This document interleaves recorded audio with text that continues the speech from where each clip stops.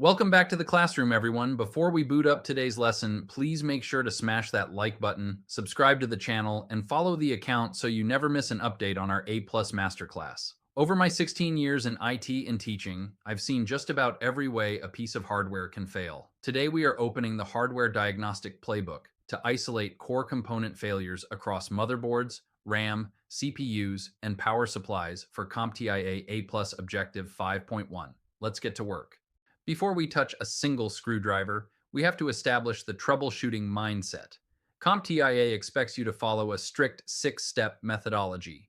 1. Identify the problem by questioning the user and backing up data. 2. Establish a theory of probable cause. 3. Test that theory. 4. Establish a plan of action and implement it. 5. Verify full system functionality and implement preventive measures. And 6. Document your findings, actions, and outcomes. Let's dive into phase 1, power and startup failures. This is where we diagnose the completely dead PC. When the user presses the power button and the system remains totally unresponsive, your diagnostic focus must immediately shift to electrical delivery and physical connections. If you have no power, you have to trace the current. Start at the wall, check the socket with a known good device, then inspect the power cable. Next, verify the power supply unit, or PSU, which converts AC from the wall to DC for the computer. Listen for fans and check for LEDs. If it seems underpowered, disconnect non-essential plug-in cards to isolate the issue.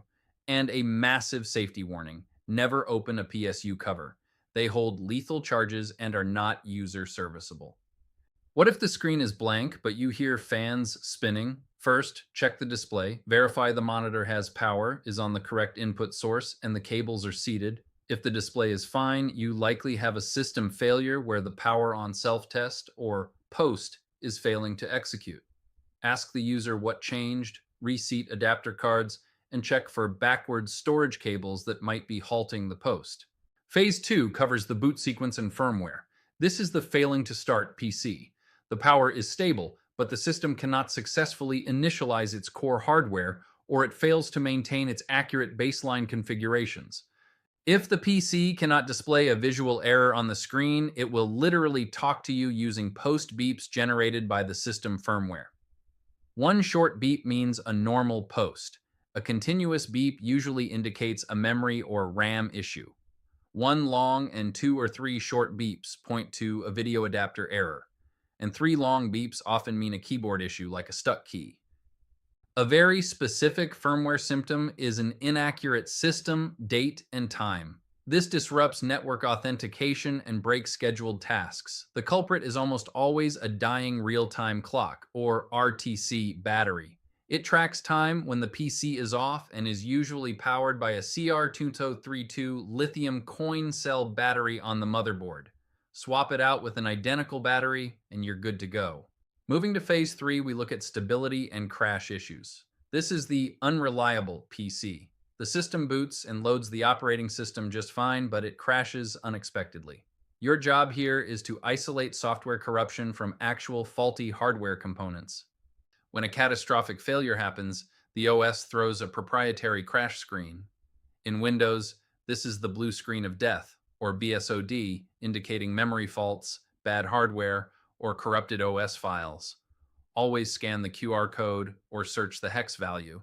On macOS, you'll see a spinning pinwheel, also known as the wait cursor, indicating a lockup. On Linux, the system halts with a kernel panic or a generic "something has gone wrong" message. If you are dealing with random shutdowns, you must isolate the trigger. Does it follow a pattern? If the PC shuts down after running an intensive game or app, it's likely a thermal safety shutoff, the motherboard cutting power to prevent the CPU from melting. If it is truly random regardless of workload, suspect power supply drops where the PSU is failing to provide stable voltages. What if the OS stays up, but individual applications keep crashing? Eliminate software and malware first. If it's hardware, it is usually memory or storage. Bad RAM corrupts application data in real time as it's being used. A failing hard drive or an SSD with bad blocks will crash the app when it tries to read corrupted files from the disk. Phase 4 brings us to performance and thermal dynamics. This is the struggling PC. The system operates, but heat buildup or hardware bottlenecks are absolutely crippling user productivity. Remember, Heat is the ultimate enemy of compute hardware. If a system is overheating, check the mechanics of cooling. Is the CPU fan spinning, properly sized, and unjammed? Next, check thermal transfer. Ensure the heatsink is mounted snugly. If it was removed, clean off the old thermal paste and apply a new pea-sized amount. Finally, look at chassis airflow. Missing blanking plates, dust-clogged vents, or a hot ambient room temperature will trap heat inside the case. Sluggish performance often goes hand in hand with heat due to thermal throttling.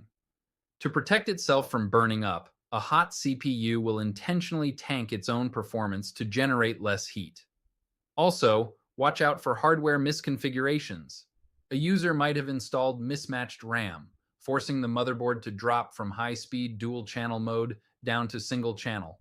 Always isolate the bottleneck by comparing current performance against known baselines. Finally, Phase 5 covers physical and sensory warnings. This is the danger PC. When a computer communicates its failure through sight, smell, or sound, it requires immediate triage to prevent catastrophic hardware damage or even a fire. Listen to the hardware. A healthy hard disk drive emits a quiet, low-level hum. If you hear loud grinding, clicking, or scraping sounds, that is the click of death indicating imminent mechanical failure. Back up that data immediately. If you hear whining or grinding from the chassis, it's usually a blocked fan bearing or a stray wire clipping the fan blades. If you notice a burning smell, stop. Shut down the system immediately and pull the plug from the wall. Unusual odors, smoke, or an ozone smell almost always indicate a critical failure melting inside the power supply. Additionally, a PC severely clogged with thick dust can heat up enough to create a burning smell. Do not turn the system back on until you find the source. Using your sight, perform a visual motherboard inspection. Capacitors regulate the flow of electricity. Look for physical degradation. A failing capacitor will appear swollen or bulging at the top, and might even have scorch marks or leak brownish fluid.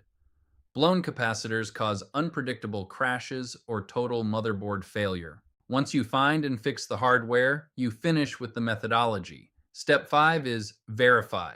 Validate full system functionality with the user and implement preventive measures like scheduling a dust cleaning. Step 6 is document. Log your findings, actions, and outcomes in the ticketing system. Building a knowledge base prevents the next technician from reinventing the wheel when similar hardware fails. The ultimate goal of troubleshooting is more than just fixing a specific part. It is about maintaining the critical resources that our users rely on to do their work securely and efficiently. To lock this knowledge in, make sure to finish your study session today by getting some hands-on practice with PBQ-like hardware troubleshooting questions at XP Boost. The link is right down in the YouTube video description. Thanks for watching, and I'll see you in the next one.